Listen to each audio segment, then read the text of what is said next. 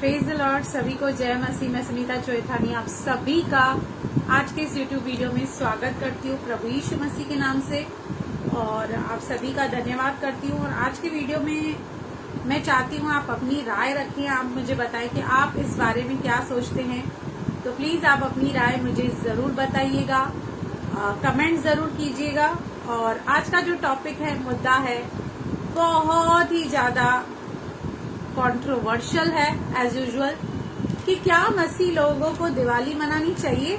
क्योंकि अब कल परसों से हम देखेंगे बहुत कुछ तहलका मचेगा, बहुत कुछ उथल पुथल होगी अनबिलीवर्स के बीच में। तो कई बार मैंने देखा है कि बिलीवर्स भी उनके साथ कैरीड अवे हो जाते हैं और वो भी लग जाते हैं उनके हिसाब से। तो क्या हमें ये चीजें मनानी चाहिए या नहीं मनानी चाहिए। और एंड में एक ऐसा रेफरेंस आपको दूंगी ना, जो आपको ये रेफरेंस किसी ने कभी नहीं दिया होगा। तो एंड तक बने रहिए ताकि मैं आपको वो रेफरेंस दे सकूं, ठीक है। तो सबसे पहली बात, प्रभु यीशु मसीह ने क्या कहा यूहन्ना 8:12 में। यीशु ने फिर लोगों से कहा, जगत की ज्योति मैं हूँ, जो मेरे पीछे हो लेगा वह अंधकार में न चलेगा परंतु जीवन की ज्योति पाएगा। अगर जी आप सच्चे विश्वासी हैं और आप प्रभु यीशु मसीह को सही रीति से जान गए हैं, आप समझ गए हैं, तो फिर आप कभी भी नकली ज्योति के पीछे भागेंगे नहीं, अंधकार के पीछे भागेंगे नहीं। कि सच्ची ज्योति कौन है? प्रभु यीशु मसीह है। और जब हमें ज्योति मिल गई है तो फिर अंधकार के कामों में हमें क्यों फंसना है। हाँ, अच्छी बात है कि लोग नए कपड़े पहनते हैं, खाने पीने निकलते हैं, घूमने फिरने निकलते हैं, आप भी जा सकते हैं, कोई दिक्कत नहीं है। पर आपको केवल एक चीज से खुद को बचा के रखना है, वो है मूर्ति पूजा। क्योंकि कुरिन्थियों में बार बार भाई पौलुस कहते हैं मूर्ति पूजा से बचे रहो, मूर्ति पूजा से बचे रहो, ठीक है। अब बहुत सारे लोगों का ये भी सवाल होता है कि हम पटाखे जला सकते हैं या नहीं। कल परसों भी मुझे एक बहन का फोन आया था, वो मुझे पूछ रही थी। तो मैंने उसको बोला, भाई पटाखे जलाने में कोई प्रॉब्लम नहीं है, लेकिन आपको अभी क्यों जलाने, आप जब चाहें तब जलाएं ना। तो बोला मिलते सिर्फ यही टाइम में है, तो आप पहले लेके रखें।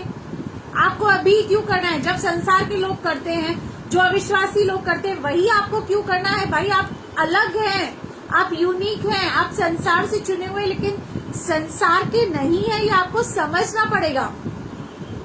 अभी दूसरा कुरिन्थियों हम निकालेंगे, पहला कुरिन्थियों 6:14, दूसरा कुरिन्थियों 6:14, अविश्वासियों के साथ असमान जुए में न जूतो, क्योंकि धार्मिकता और अधर्म का क्या मेल जोल, और ज्योति और अंधकार की क्या संगति। जब आप सच्ची ज्योति को प्राप्त कर चुके हैं और आप फिर भी ये चीजें करते हैं, एंडोर्स करते हैं, ऐसे स्टेटस रखते हैं विश्वासी होने के बाद, तो आप में और उनमें कोई फर्क नहीं है। फिर आप सिर्फ एक नामदारी विश्वासी हैं। और यहाँ पर प्रभु क्लियरली एक लाइन ड्रॉ कर रहा है ज्योति और अंधकार के बीच में। तो आपको ये खुद समझना होगा कि आप ज्योति हैं या अंधकार है, क्योंकि ज्योति का अंधकार के साथ कभी मेल नहीं हो सकता। या विश्वासी के साथ अविश्वासी का क्या नाता, और मूर्तियों के साथ परमेश्वर के मंदिर का क्या संबंध। आप खुद परमेश्वर का मंदिर हैं, अपने इस मंदिर को सजाइए ना। आपको प्रभु ने ज्योति बनाया, आप लोगों को ज्योति में लाइए ना, अंधकार उनके जीवन से हटाइए ना।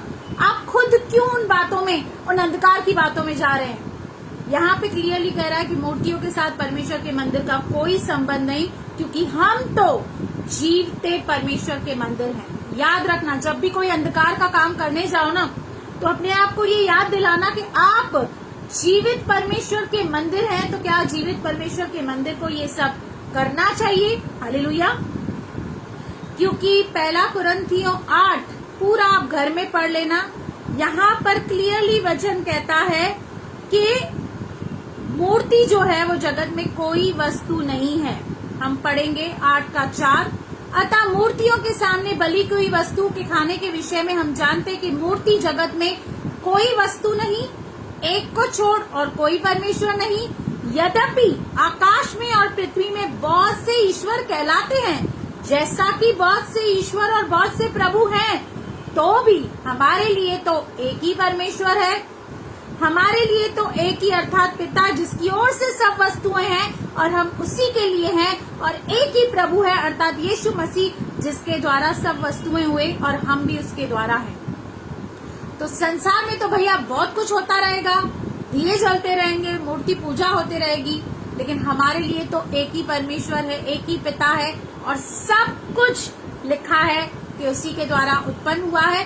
रोमियो 12:2 कहता है, इस संसार के सदस्य न बनो, परंतु तुम्हारे मन के नए हो जाने से तुम्हारा चाल चलन भी बदलता जाए।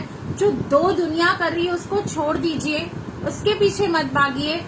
आपको क्या सिखाया गया है, आपने क्या सीखा है, आपने क्या समझा है, आपको उसके लाइन अकॉर्ड चलना है। हालेलुया। क्योंकि पहला यूहन्ना 1:5 देखिए क्या कहता है, बहुत सारी इंटरेस्टिंग बातें कहता है। पहला यूहन्ना हम निकालेंगे 1:5।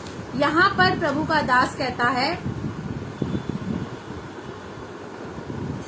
जो समाचार हमने उससे सुना और तुम्हें सुनाते हैं वह यह है कि परमेश्वर ज्योति है और उसमें कुछ भी अंधकार नहीं। और अगर मैं ये क्लेम करती हूँ कि मैं भी जगत की ज्योति हूँ, तो फिर मुझे अंधकार के कामों में नहीं जाना है।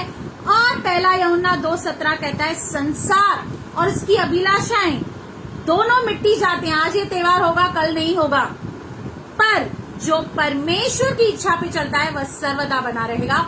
और अंत में जो धासु वचन मैं आपको कहने वाली थी कि मैं एक आपको वंडरफुल एक वचन दूंगी जिसपे शायद आपका ध्यान कभी नहीं गया होगा, वो है कुलिसियों 2:16। इसलिए खाने पीने या पर्व या नए चांद या सबत के विषय में तुम्हारा कोई फैसला न करे।